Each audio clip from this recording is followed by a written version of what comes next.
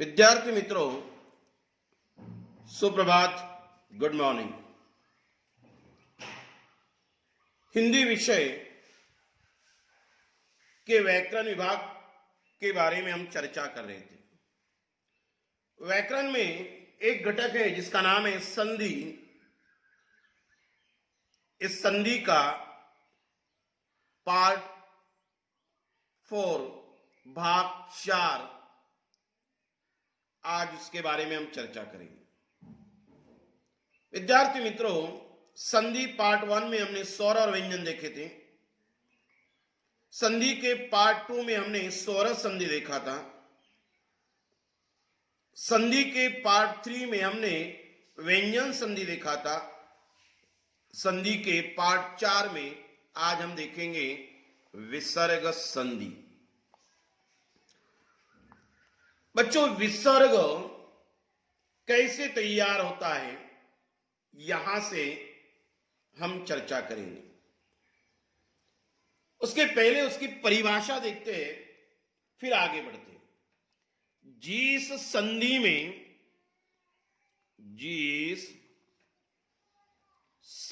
में पहली ध्वनि, जिस संधि में पहली ध्वनि विसर्ग होती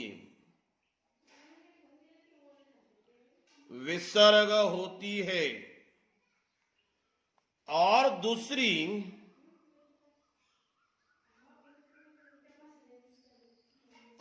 दूसरी स्वर या व्यंजन होती है, उसे विसर्ग संधि कहते हैं। ये उसकी व्याख्या परिभाषा हो चुकी विसर्ग संधि की। अर्थात पहला रहेगा विसर्ग, उसके बाद स्वर या व्यंजन, स्वर आएगा या व्यंजन रहेगा। तो ऐसे संधि को विसर्ग संधि कहते हैं। क्या बनती है?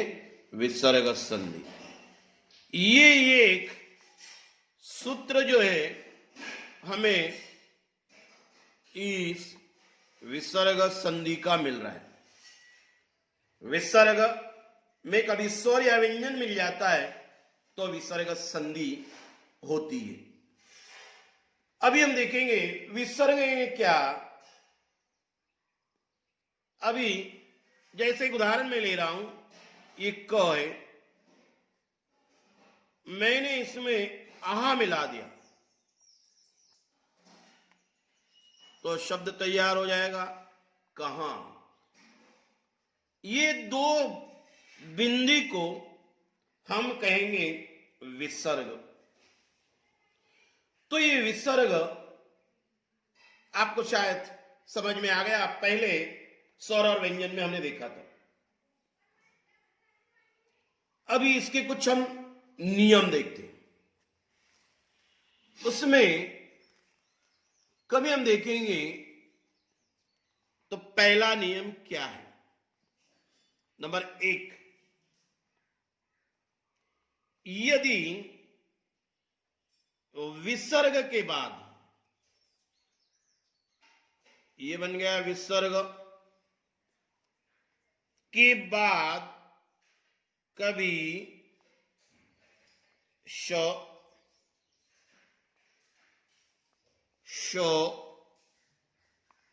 स, ये कभी आते हैं तो विसर्ग का उसी में परिवर्तन होता है। विसर्ग का क्या होता है? उसी में परिवर्तन होता है।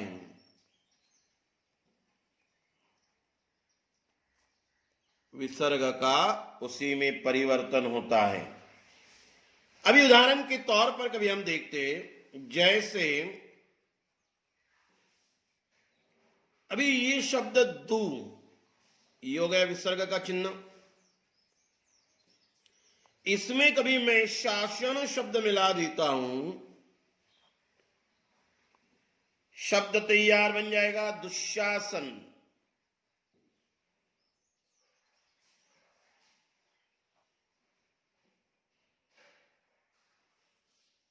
ये विसर्ग है।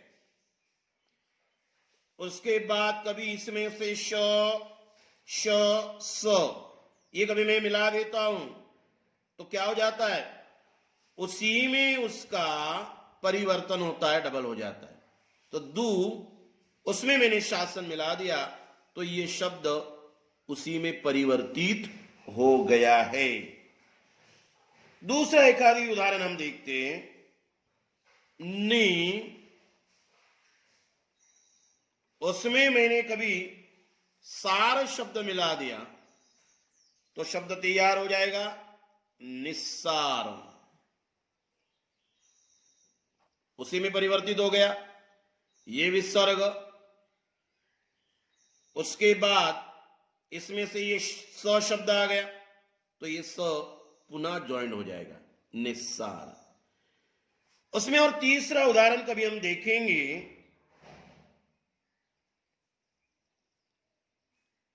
एकादी, पहला उदाहरण हमने देखा, दूसरा हमने देखा। अभी नियम नंबर हम जाएंगे 2 की ओर।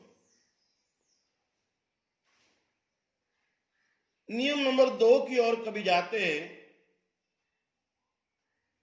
तो क्या मिलेगा, विसर्ग के पहले कभी विसर्ग के पहले कभी नी या दू मिलता है विसर्ग के पहले। उसके पश्चात को, पो, फो, को, पो, फो, तो विसर्ग का क्या होता है, विसर्ग का श हो जाता है। विसर्ग का क्या हो जाता है, श होता है। उदाहरण के तौर पर कभी हम देखते हैं, जैसे नी, ये विसर्ग का चिन्ह। उसके बाद मैं कभी लिखूंगा शब्द कलंक, शब्द लिख दिया मैंने कलंक, ल पर बिंदी है बच्चों, क पर नहीं, कलंक, शब्द तैयार बन जाएगा निष्कलंक। विसर्ग के पहले नी आ गया, उसके बाद क, प, फ, तो इसमें से क आ गया तो ये विसर्ग का क्या बन जाता है, श बन जाता है। ये विसर्ग का क्या बन गया, श, तो ये आधा श यहां तैयार हो गए, निष्कलंक। अभी कभी हम देखते हैं, दूसरा उदाहरण देखेंगे, नी, विसर्ग का चिन्ह, उसमें कभी मैं पाप शब्द मिला देता हूं तो निष्पाप, ये शब्द तैयार हो गया। विसर्ग के पहले नी आ गया, इनमें से पो शब्द आ गया तो विसर्ग का श बन गया, श तैयार हो गया, ज्वाइन हो गया उसको।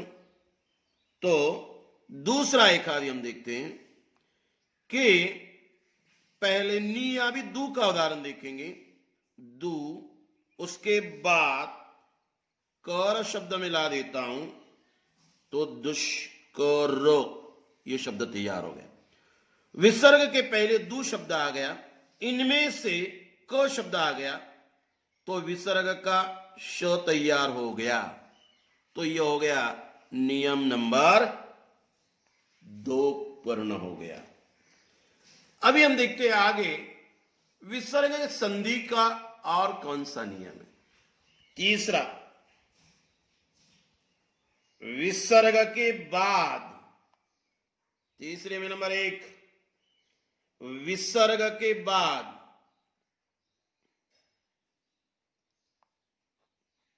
ये हो गया विसर्ग। च या छ हो तो, कभी च या छ हो तो उसका क्या बनता है? श बनता है। विसर्ग के बाद कभी च या छ इनमें से एक होगा तो क्या बनेगा? श बनेगा। उदाहरण के तौर पर देखते हैं हम लोग, जैसे एक उदाहरण में बता रहा हूं, नी ये हो गया विसर्ग, उसके बाद चिंत शब्द तैयार हो जाएगा निश्चिंत। ये नी शब्द के बाद ये विसर्ग आ गया, मतलब ये आ गया विसर्ग, उसके बाद ये च शब्द आ गया तो क्या बन जाएगा? श। देखिए क्या बन गया? श बन गया। तो ये एक सूत्र हमें मिल रहा है। तो विसर्ग के बाद कभी च या छ होता है तो उस विसर्ग का श बन जाता है। ये विसर्ग, ये च शब्द आ गया तो विसर्ग का क्या बन गया? श, उसको ही ज्वाइन हो गया निश्चिंत। उसमें दूसरा हिस्सा कभी हम देखेंगे, विसर्ग के बाद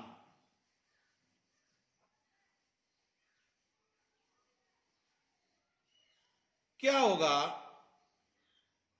विसर्ग के बाद कभी ट ठ होगा तो उसका श बनेगा। विसर्ग के बाद उदाहरण के तौर पर कभी हम देखते हैं, जैसे धनु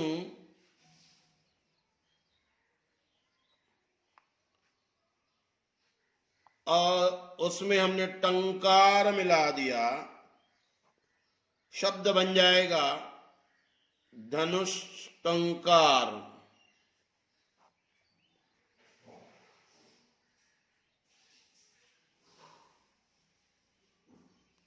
उदाहरण के तौर पर कभी ये विसर्ग है, उसमें ही आ गया ट तो बन गया श, ये सूत्र हमें मिल रहा है। तो शब्द ये हो गया विसर्ग, धनु अधिक टंकार धनुष्टंकार, तो ये विसर्ग के बाद ये ट आ गया तो उसका रूपांतर श में बन जाता है। तीसरा उदाहरण कभी हम देखेंगे, विसर्ग के बाद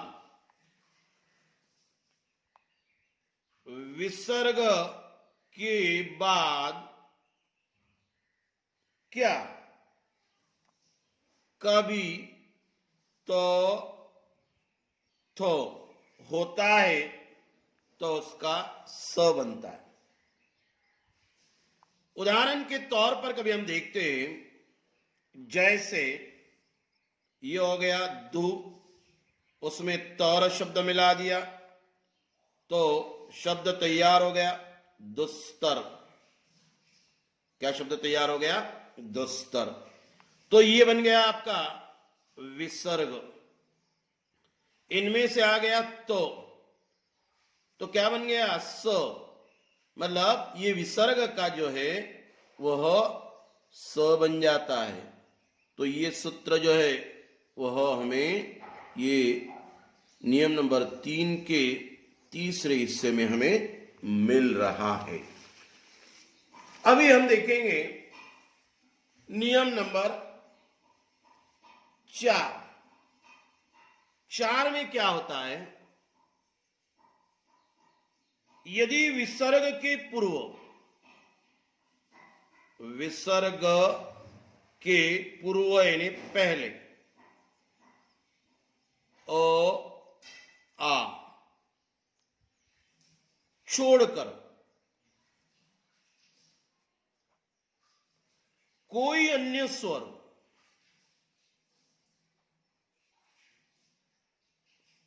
विसर्ग के पूर्व, पहले अ या आ इन स्वरों को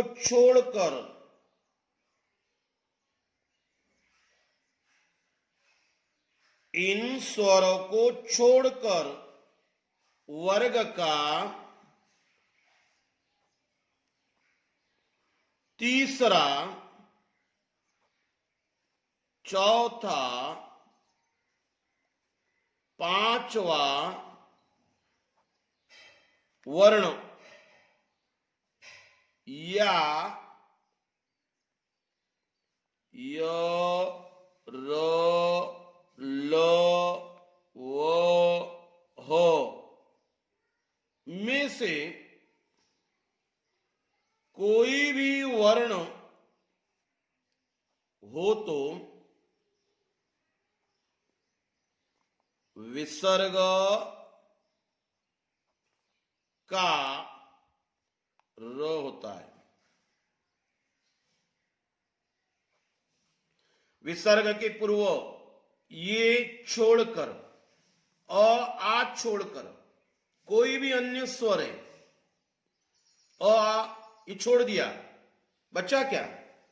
ई उ रु ए ओ औ अम आ।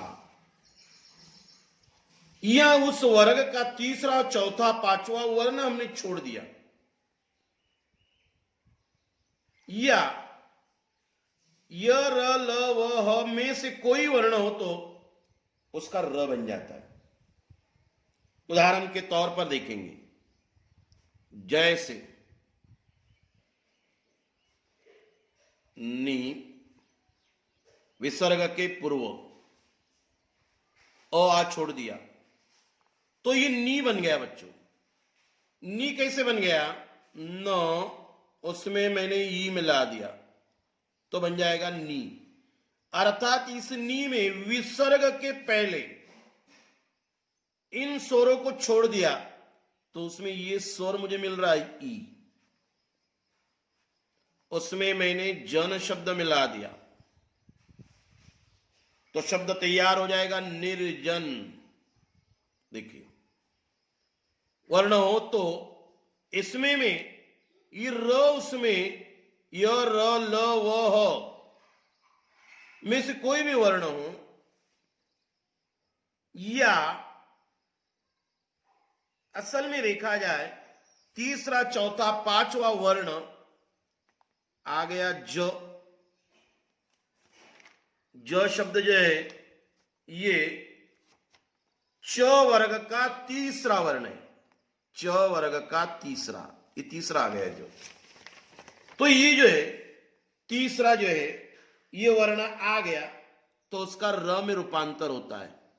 तो ये ये आ गया र, मतलब आपका ये आ गया ई, उसमें ये ज हो गया तो बन गया र।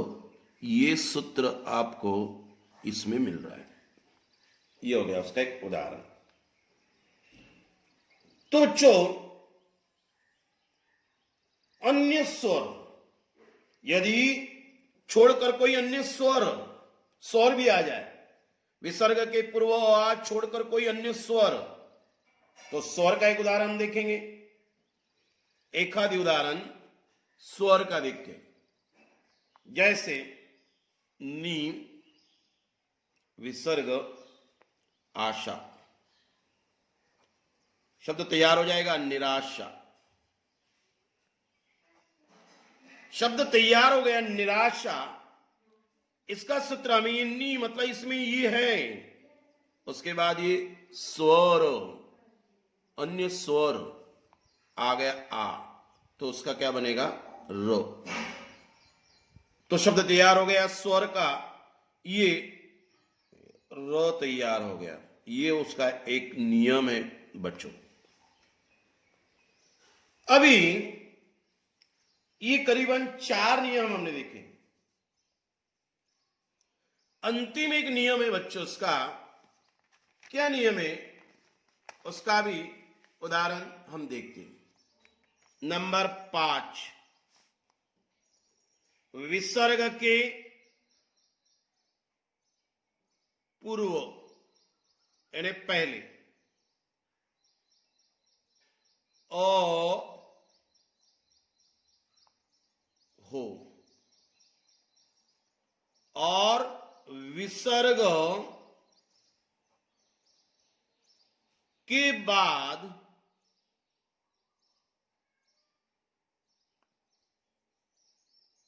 अन्य वर्ण या अन्य वर्ण या इसमें से य, र, ल, व, ह, इनमें से कोई भी वर्ण हो तो अ का क्या होता है? असहित विसर्ग का ओ होता है। क्या होता है? असहित विसर्ग का ओ होता है। विसर्ग के पूर्व अ हो, विसर्ग के बाद कोई भी अन्य वर्ण या य, र, ल, व, ह में से कोई भी वर्ण हो तो असहित विसर्ग का ओ बन जाता है। जैसे उदाहरण के तौर पर कभी हम देखते हैं कि मन,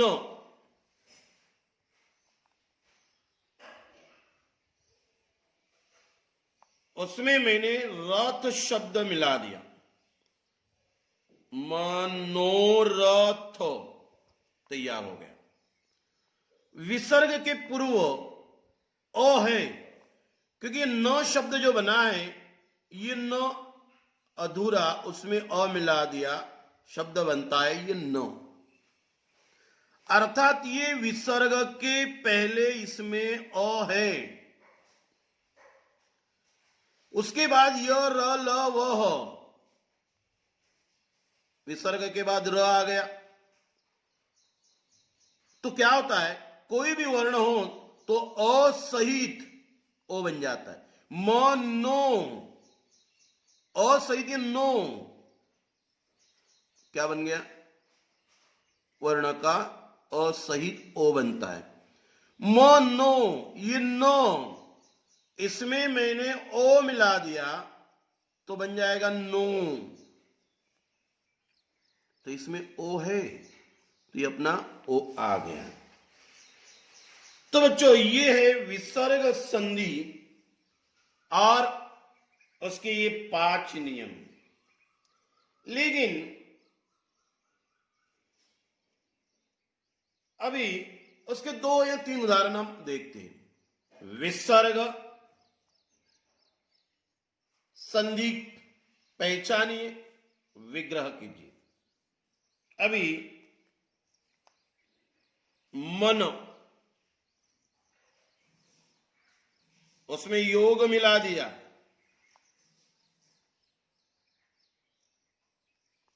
तो मनो योग शब्द तैयार हो गया।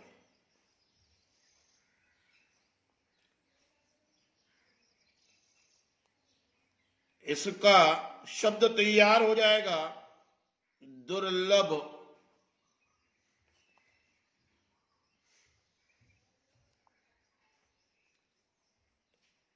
इसका बल शब्द दो में बल कभी मिला देता हूं तो शब्द तैयार हो जाएगा दुर्बल।